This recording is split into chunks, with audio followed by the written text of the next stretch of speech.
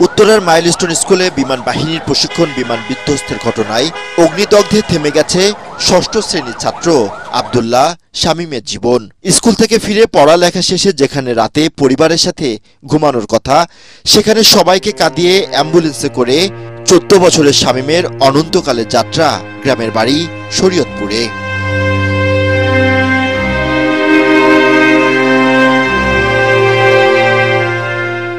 সরাসরি ওরা সাথে সাথে প্রথমে ওকে গেছিল একবারে। ছোট ভাই শামীমকে হারিয়ে যেন দিশেহারা অবস্থা শামীমের বড় ভাই ও তার পরিবারের। কিছুই বলার নেই, দু চোখে শুধু স্বজন হারানোর বেদনা।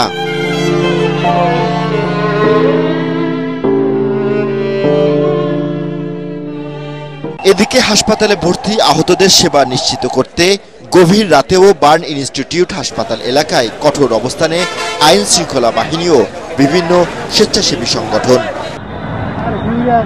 দুপুরে উড্ডয়নের কিছুক্ষণের মধ্যেই যান্ত্রিক ত্রুটির কারণে উত্তরার মাইলস্টোন স্কুলে আশ্রে পড়ে বিমান বাহিনীর প্রশিক্ষণ বিমান।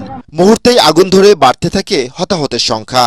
এ ঘটনায় আন্তঃবাহিনী জনসংযোগ পরিদপ্তর বা আইএসপিআর এর তথ্য মতে নিহতের সংখ্যা 20 ও বিভিন্ন হাসপাতালে ভর্তির সংখ্যা দাঁড়িয়েছে 171 জনে, যাদের অধিকাংশেরই অবস্থা আশঙ্কাজনক।